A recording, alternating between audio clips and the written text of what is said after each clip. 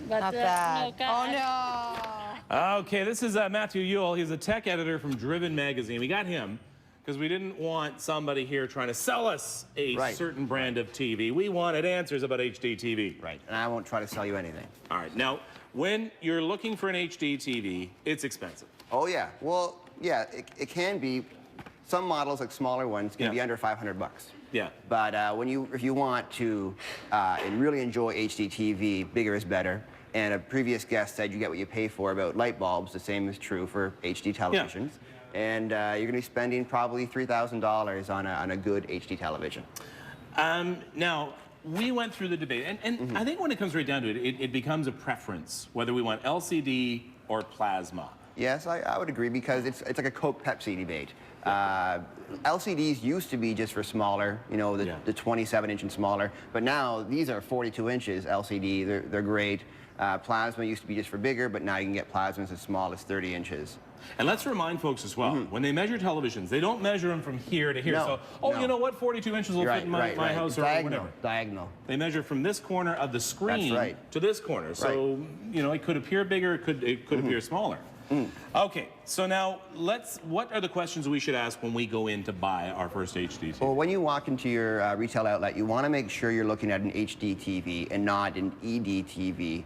EDTVs, they're not true HD. They will still be the 16:9 format ratio, so make sure you ask the sales rep, I only want to look at HD TVs. The next thing you want to ask is how much you want to spend, because you get what you pay for. So the less expensive televisions will be cheaper quality to look at. The picture won't be as clear. Not all are created equal. All right. The other thing, too, you got to demand from your salesperson that I found out. They're not going to tell you how much the total package is going to cost. Oh, no. When you buy the TV, that's fine. Now, they're going to be boxing it up and going to say, okay, of course you're going to need the HDMI cable, right? Right. All right. This doesn't come with a TV. No, that's like 200 bucks right there. There's another, that's just the cable. Look at this thing. Yeah. Right, somebody's making money somewhere. I'm sorry. It's true. It's true. This should be in the box. It's not. You have to pay extra for that. Those are another way of getting video from your box. Component cables, that's about $129 for that short cable. So if your box is farther than, I guess, what is that, 3 feet? Yeah. If it's like 5 feet away, well, another 50 bucks to get an extra 2 feet of cable. All right. Yes. And then you're going to want to get, of course, the HD signal. Right. You can't just, in the old days, you bring your big, 800-pound, CRT television home, you plug it in the cable from the wall, and you watch your TV. You can still do that, but you're not going to get the HD signal. So this is a Rogers HD box. Bell has one too, or Cogeco or Shaw, wherever you live.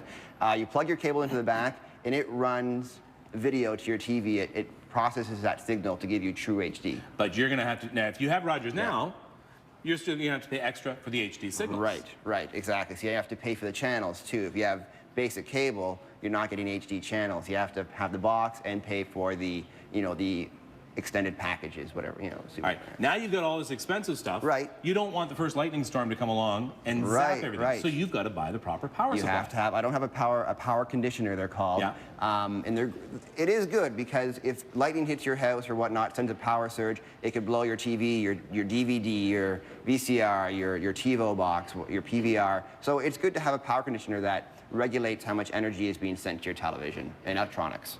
And then it's not as easy as getting your old Admiral out and just turning it on and flicking the channel. You got to be a little more tech savvy these days. Well, it's not that, they make it a little bit less complicated than, say, 4 years ago. Yeah. But you do need to know where you're plugging everything into. But today's manuals come with, decent illustrations. They understand it's just bring my TV home, watch it in 5 minutes. So I mean, you've got to you got to shop around. Yes, and you got to do your research. Search online, talk to people. But my research says that the bigger TV you buy, the happier you are. So well, yeah, I mean, that goes that's true. That is very true. All right, but does that, how big do the HD TVs get now? Well, Pioneer has just announced they're going to come out with a 102-inch television. However, there's a 70-inch television from Sharp, I believe, that's 23 grand. However, you and I and the regular Joes out there probably buying a 42-inch LCD or plasma for about $3,500, $4 grand. Now, having said all that, I don't want to discourage anyone, because if you are able to afford it, it is the most awesomest thing. It's amazing. My HD television has vastly improved my marriage. Yes. True. It is 8:29. Thank you very much, Mathieu Yuill from Driven Magazine. Let's take a break. We'll be right back. All right, bye.